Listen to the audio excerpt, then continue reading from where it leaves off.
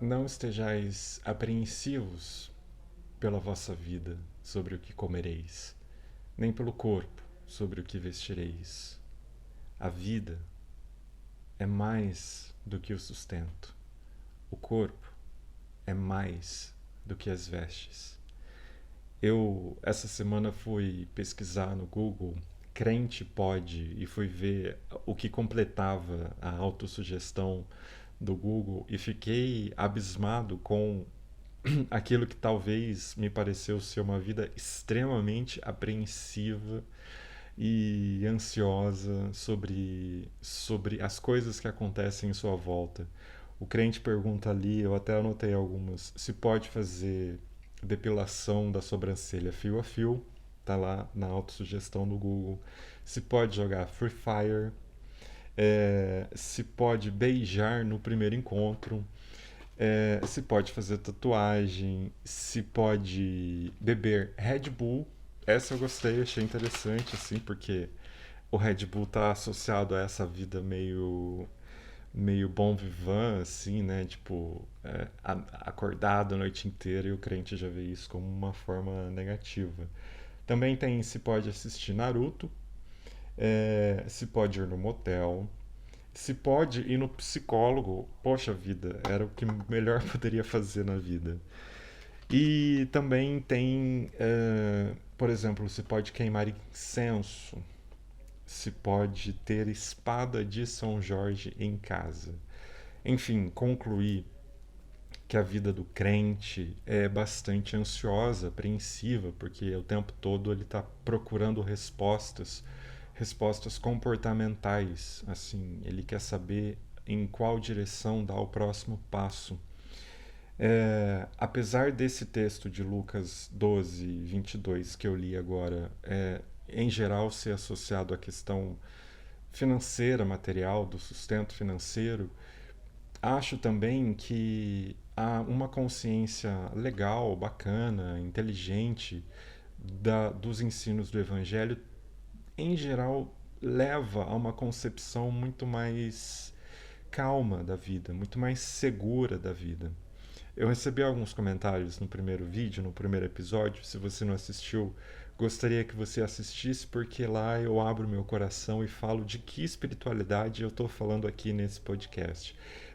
Eu não sou pastor, não pretendo ser, não sou nenhum modelo de comportamento, mas li, gostei do que li nos evangelhos e decidi comentar sobre eles. Um dos comentários falava, até agradeço, falava sobre a questão de que para que serve então o evangelho se a gente tomar uma atitude universalista, uma atitude mais é, good vibes do evangelho, assim como uma coisa líquida e plácida, assim que não tem tanta aplicação diária. Acho a pergunta extremamente pertinente. Vou comentar ela nesse episódio ainda. Mas eu acho que o outro oposto desse espaço mais fluido é também aquele espaço travado do crente. Né? E quando a gente fala crente, é preciso fazer uma correção histórica. Hoje, o evangélico brasileiro ele está sendo muito mal visto, seja por está mais presente nas páginas policiais do que nas páginas de caridade, de boas notícias, de boas intenções. Está mais sempre associado a uma violência, a uma gritaria, uma atitude mais veemente perante tudo, assim, uma radicalidade, um fundamentalismo. Mas eu não acho que esse é o real panorama do evangélico brasileiro. Bom, eu não sou evangélico, como eu falei no primeiro dia, mas quando eu tava. Quando a gente. O meu gato acabou de abrir a porta. Pode entrar, pode entrar. Quando eu tava namorando, um dos nossos programas favoritos era visitar igrejas, assim. A gente nem sempre fazia isso com o coração puro, confesso, assim, vou fazer essa confissão de que às vezes era mesmo para espiar, para ver como é que andava a espiritualidade brasileira, para ver o que estava sendo dito lá naquele lugar, que de repente começou a tomar muito poder, assim como uma nova Roma e os seus vários Constantinos aí, deputados e senadores. É, às vezes dei muita risada, óbvio que educadamente, mas achei às vezes algumas experiências bastante assustadoras assim do que era dito. É, coisas sem nexo, sem muito panorama de vida, assim, falavam chavões automáticos, como se fosse um vídeo de um coach, assim. Mas encontrei em pouquíssimos lugares, especificamente um lugar que me tocou profundamente. Foi uma igreja presbiteriana, mas aparentemente uma presbiteriana fora do movimento oficial, assim, não sei. É uma igreja pequena e o pastor pediu o WhatsApp de todo mundo lá. Eu coloquei o meu, porque eu adoro esse tema, falar sobre Deus. E ele realmente me procurou e a gente conversou um tempo. E eu fiquei realmente tocado pelo que o cara falou, assim, não me lembro exatamente, mas me parece que foi alguma coisa sobre aceitar a morte, assim, sabe? Achei tão bonito, achei tão útil, porque em geral o que se via era vencer todos os seus inimigos, era ganhar, ganhar, ganhar, abriu várias empresas, era mais isso que se ouvia. Ou então odiar o outro, o macumbeiro, o demônio e tal. E ali eu fiquei até profundamente tocado, assim, temporariamente. Obviamente que as minhas condições de vida, a minha história até aqui não me permitiria mais me converter àquela igreja. Até porque eu acho que uma conversão a uma igreja é sempre uma restrição, assim, uma limitação agressiva da sua própria espiritualidade. Eu acho que a espiritualidade deveria ser vivida livremente, assim, dentro do seu norte, da sua escolha pessoal de caminho, mas dentro desse caminho livre, e não ficar no Google o tempo todo pesquisando se você pode tomar Red Bull, se você pode fazer Pilates, ou se pode fazer yoga. Essa coisa me parece um preconceito, assim, civilizatório quase, como especificamente essa questão do Pilates e da yoga, da acupuntura também tinha lá. Zumba também, crente pode fazer zumba. Me parece um preconceito, como que se tudo que vem de outras culturas, que não seja a cristã, ela é paganismo e está associado Me perdi aqui porque o gato pulou em cima de mim. Bom, esse é o Nietzsche, ele apareceu no outro vídeo. Hum, e aparece nesse aqui também. Né, Nietzsche? Lindo. Toxoplasmose, quem quer? Bom, o que eu estava dizendo é que eu acho que a espiritualidade deveria ser vivida com muita liberdade. Até porque não vejo Deus em parâmetros humanos. A própria consciência de parâmetros humanos é uma limitação. Se a gente incluir todos os parâmetros humanos para definir Deus, ainda assim ele vai estar limitado aos parâmetros humanos, que são limitados por 6 bilhões de história aqui na Terra, os humanos um pouco menos. Acho que Deus está para além disso, por isso sempre achei uma conversão a uma igreja específica, entrar nesse ritmo aí de culto, de escola dominical e de dízimo, uma coisa muito restritiva sempre, porque em algum momento haverá discordâncias, porque aquela é uma espiritualidade alheia à minha. Dentro de mim existe um universo, e esse universo, entendo eu, ou gostaria eu, que fosse regido por Deus, mas o Deus do meu universo, que é amplo, quase que infinito. Acho que aí a gente entra na questão do relativismo que eu estava comentando antes. Acho que sim, mas fora dessa possibilidade, acaba virando um clube, um grêmio estudantil, uma confraria, uma maçonaria de pessoas que se entendem o máximo possível, mas eu acho que nunca deveriam se entender plenamente.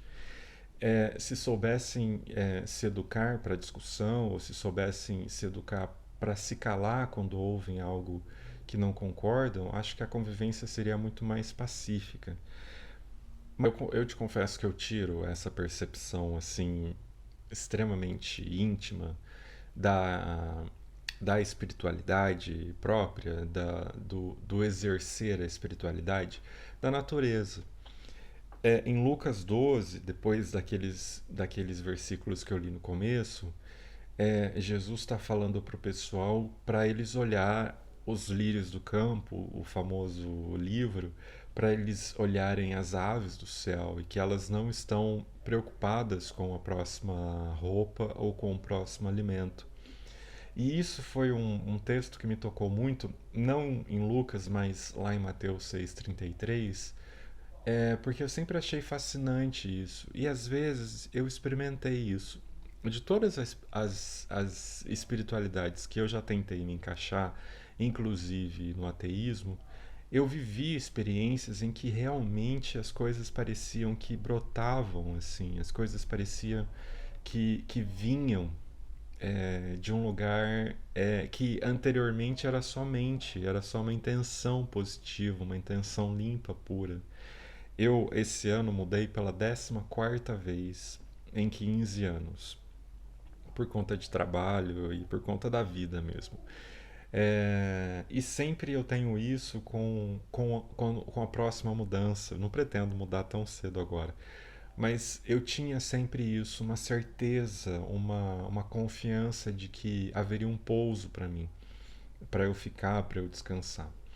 É, não uma confiança mágica, assim, de que eu vou pôr o pé, eu vou declarar, eu vou decretar, eu vou tomar posse. Acho isso uma besteira imensa. Acho isso uma pretensão, um salto do templo, assim, para colocar Deus à prova. Mas uma certeza silenciosa, uma certeza que eu percebia que brotava de dentro de mim. Como no primeiro vídeo a gente falou sobre as pulsões freudianas, eu vi ali que a minha pulsão estava imbuída dessa confiança. E aquilo me dava uma paz imensa. Então, quando às vezes eu me pergunto para que serve o evangelho quando a gente está nessa visão absolutamente macro da vida, essa visão livre de uma religiosidade absolutamente sem porteiras, eu acho que é para isso que serve. É para a gente se vestir de uma confiança, de uma serenidade diante das adversidades ou das coisas que a vida o tempo todo estão colocando na nossa cara. No último vídeo eu acho que eu comentei um pouco demasiadamente sobre política e concordo que uma das críticas nos comentários que, que o exercício dessa fé ele é apolítico. Eu concordo, de fato, eu acho que se a gente fizer uma volta histórica, e uma coisa que ajuda muito é esse livro, José Antônio Pagola, Jesus, uma aproximação histórica, um livro sensacional, sensacional, recomendo muitíssimo a leitura. A gente chega na conclusão de que Jesus, o Nazareno, esse cara que é a nossa referência histórica, e que para alguns a encarnação do Deus vivo, é, ele viveu sobre o pior governo possível, né? A gente está pensando numa opressão absoluta, em escravidão, em opressão imperial e opressão do Estado, e depois que vai virar também uma opressão religiosa com Constantino, por mais estranho que pareça isso na visão do Evangelho puro e simples. É, então, acho também que essa confiança é útil em qualquer momento. É bom quando a gente está vivendo períodos turbulentos da nossa política ou da nossa história social, como agora eu acredito que a gente está vivendo, não só no Brasil do presidente Bolsonaro, mas também no mundo do coronavírus e do nacionalismo, do radicalismo, do fundamentalismo cristão. Olha só onde a gente chegou de novo, né?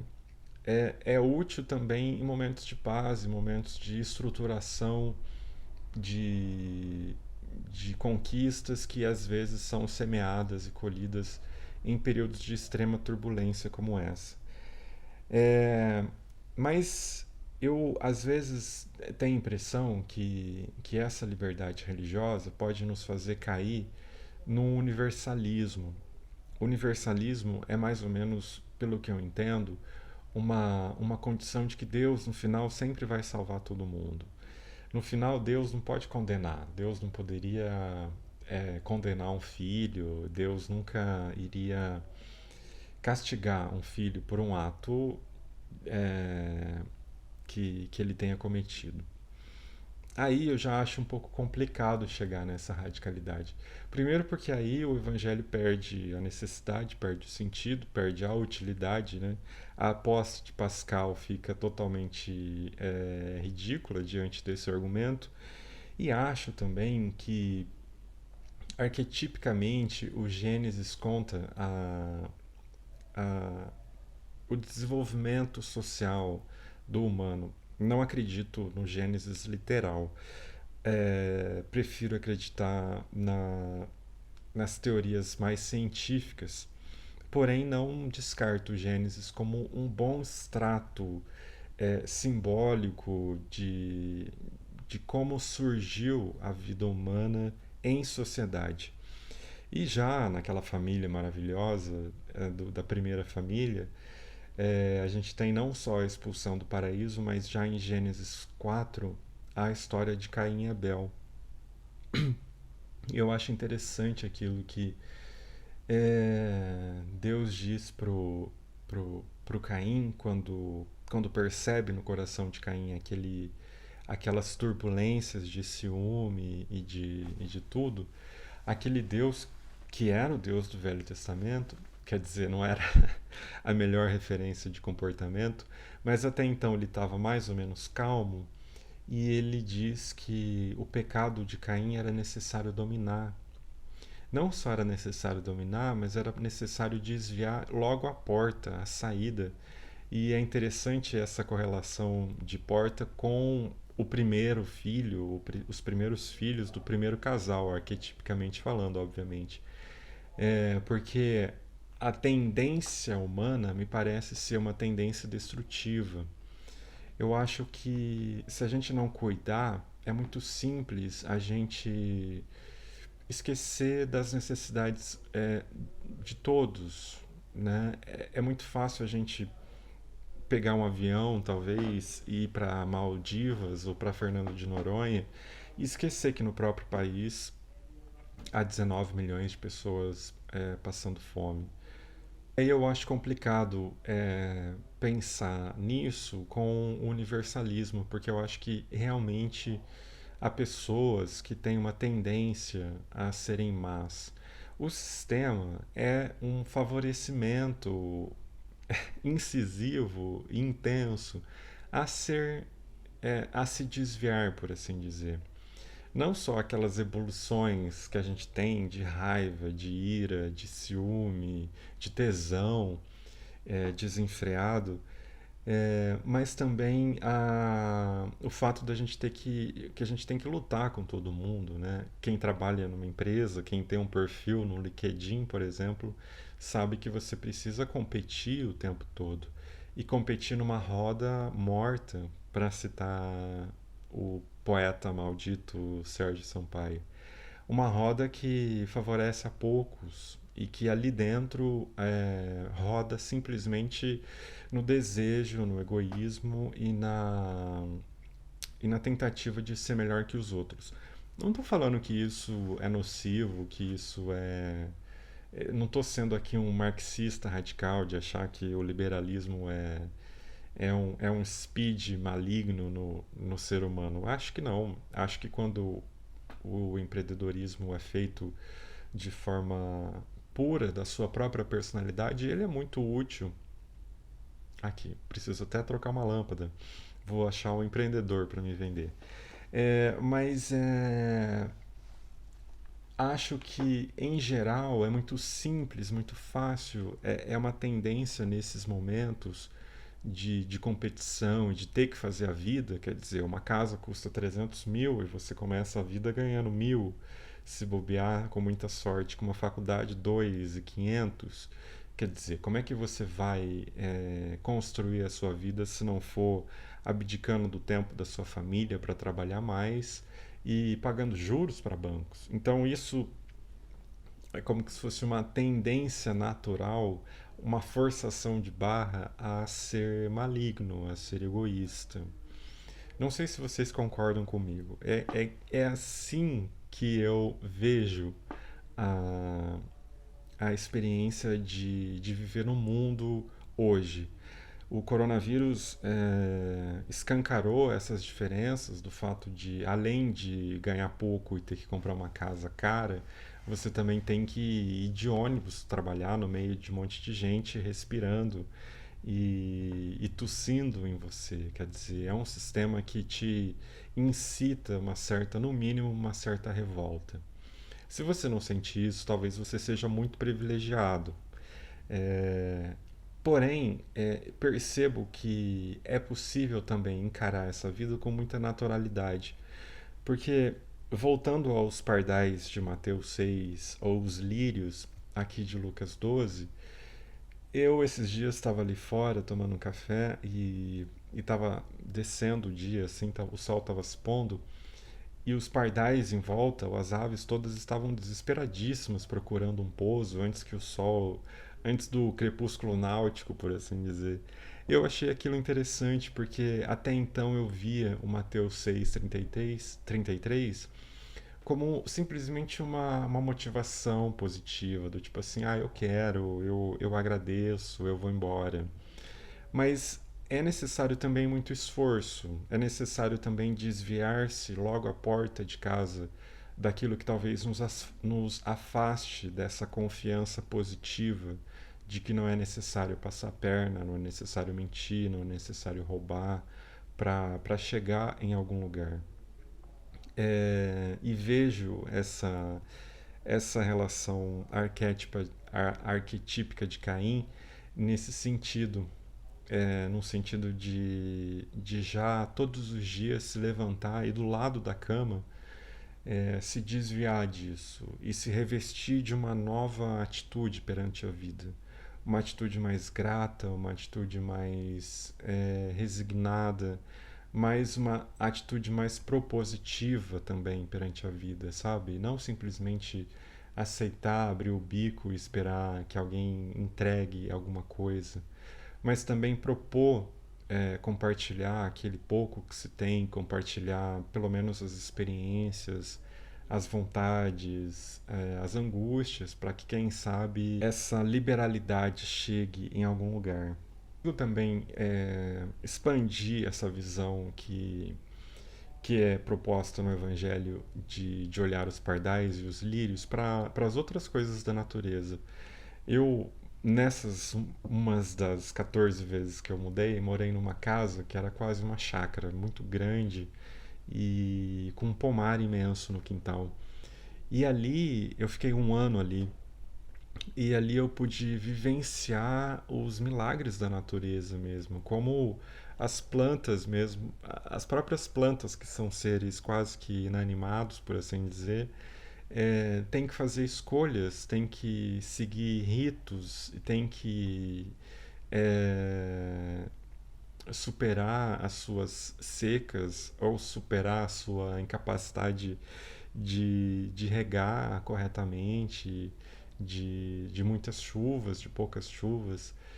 E vi naquilo uma insistência que me levou a transformações incríveis dentro da minha vida, simplesmente observando a natureza. Fazendo uma ligação com aquelas perguntas iniciais que as pessoas colocam no Google, se crente pode ou crente não pode, eu acho que falta a essas pessoas essa observação. Mas uma observação simplesmente de que Deus não está é, restrito às mil e poucas páginas da Bíblia. Deus não está restrito às mil e poucas denominações religiosas que tem uma cidade grande. Deus está talvez mais traduzido, bem traduzido, na própria natureza.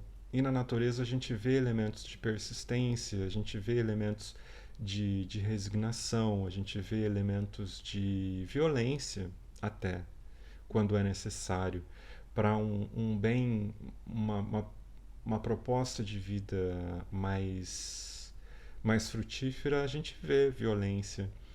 É, acho que todos os elementais, como se diz na Umbanda, os elementais que são os bichinhos, o Nietzsche, as plantas, a natureza, eles vão para o céu. Vão para o céu, não num céu literal que vai ter uma samambaia lá do lado de Pedro. Não acho isso, nem sei se acredito plenamente nesse céu. Mas num céu de encerrar a sua jornada, encerrar a sua estadia na Terra com bons frutos, com frutos pelo menos naturais de si mesmo. A batata gerando mais batata, o gatinho gerando gatinhos, mas é importante castrar, mas gerando a sua função, a sua alegria, a sua contemplação da vida. E então acho que acaba faltando a essas pessoas que ficam o dia inteiro no Google pesquisando se pode fazer tatuagem ou não, se pode, por exemplo, ser gay ou não, que eu gostaria de fazer um vídeo depois sobre isso, contando a minha experiência nesse sentido. É simplesmente observar a natureza e como ela lida com as coisas. Acho essa uma visão que me lembra bastante Alberto Caeiro, o poeta, o heterônimo de Fernando Pessoa, nessa proposta de vida simplesmente vendo que a vida em si ela é muito natural.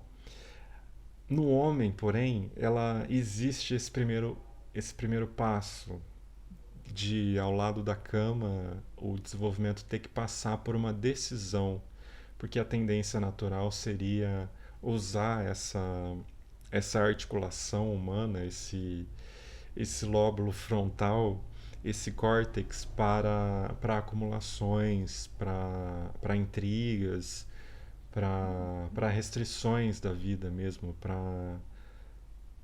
para estar se limitado em religiões, em quaisquer que sejam as formas de limitação.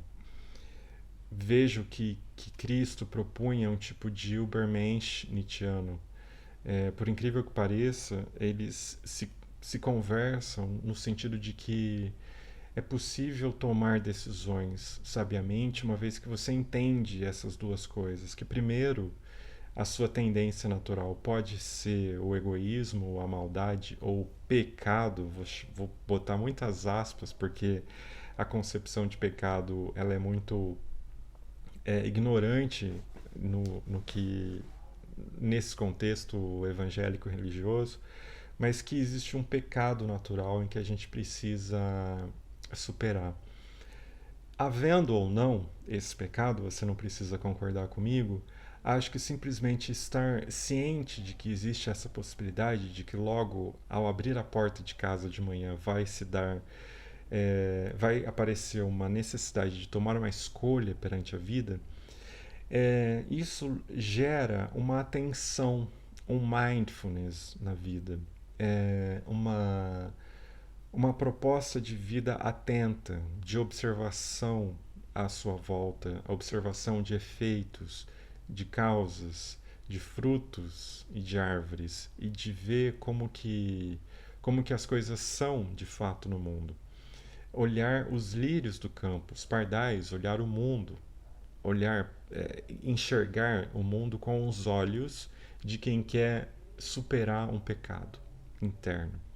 Acho isso muito bom, muito pacífico também. Encontro nos meus momentos mais depressivos uma calma nesse ambiente de que eu preciso também superar o meu pecado de às vezes me desanimar, me deprimir, me deixar ser subjugado por esse sistema e por essa visão totalmente doentia que tomou conta da maioria das pessoas, pelo menos as pessoas que estão na direção do mundo. E aí me encho de calma, me encho de esperança também. E me encho de vontades de produzir sementes.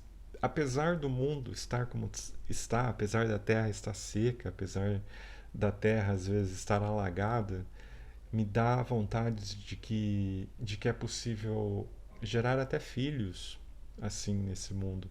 Achei essa uma mudança de percepção que até então eu não tinha. Eu sempre fui contra ter filhos, imagina, concordava com Brás Cubas de que não era possível, não era concebível é, dar um herdeiro da miséria humana.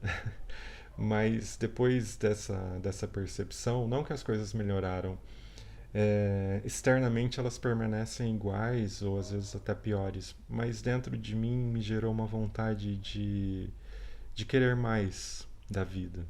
Então, talvez é para isso que serve o evangelho dentro dessa possibilidade universalista que eu repilo, dentro dessa espiritualidade absolutamente gasosa, no sentido de que eu não consigo pegar, eu não consigo tocar, acho que mesmo assim vale a pena insistir por essa condição de que ela me deu uma condição, uma percepção, um olho novo perante tudo. Era isso que eu queria falar para você hoje. Queria também aproveitar e te convidar para fazer essa experiência por uns dias, ou pelo menos até o final do dia hoje, se você está vendo esse vídeo à tarde ou de manhã, para que você talvez olhasse para a natureza, para a sua volta e enxergasse que você é parte dela, que Jesus, o Jesus histórico, não foi um ET que caiu de uma nave e morreu por nós. É também fruto da gente, fruto da nossa história antropológica, da nossa condição sociológica. E, portanto, esse extrato, esse substrato, vamos dizer assim, de inconsciente coletivo e de experiências coletivas na vida, ele é capaz de gerar coisas terríveis como Hitler, mas também coisas absolutamente divinas como Jesus. É nesse jogo que talvez a gente se encontre, nesse jogo de poder ser melhor todos os dias, de poder querer ver o melhor todos os dias. Não é um papo de coach, não é um papo motivacional. Às vezes, essa consciência absoluta do que está acontecendo à nossa volta pode ser bastante desesperadora, pode ser um momento de profunda angústia ter que encarar de frente aquilo que nos afeta. Mas acho que essa angústia ela é muito mais positiva no sentido de ser capaz de gerar coisas novas do que simplesmente a alienação perante a vida, perante o mundo, ou uma total abstração de quem é Deus e o que é a natureza. Ficaria muito triste se você tivesse que ir no Google para saber se pode ou não fazer uma tatuagem, se pode ou não ler o tarô, por exemplo. Também tem uma história sobre o tarô. Se vocês quiserem saber, comentem aí, por favor. Mas uma proposta de simplesmente enxergar os seus movimentos e os efeitos que os seus movimentos terão. E os efeitos que os efeitos dos seus movimentos terão. Ou seja, ver-se como parte do jardim, ver-se como parte de um todo, de uma família, como não coube a Caim. E enxergar que é possível ter uma direção bastante positiva perante a vida, bastante calma, pelo menos, serena perante a vida, perante todas as adversidades e pé no chão perante todas as glórias, se é que elas vêm um dia para você. Se você quiser fazer essa experiência, também queria, por último, desculpa pedir mais uma coisa, mas que você me escrevesse para contar como é que foi, como é que está sendo, quais foram os frutos e as conclusões disso. O meu e-mail é neutrinoteológico@gmail, também está aqui na descrição, e eu ficaria muito feliz se eu acordasse um dia com um e-mail bem longo seu contando como é que foi a sua experiência. Você aceita esse desafio? Eu estou propondo aqui para você, eu espero que sim. Enfim, um beijo, até o próximo episódio na semana que vem.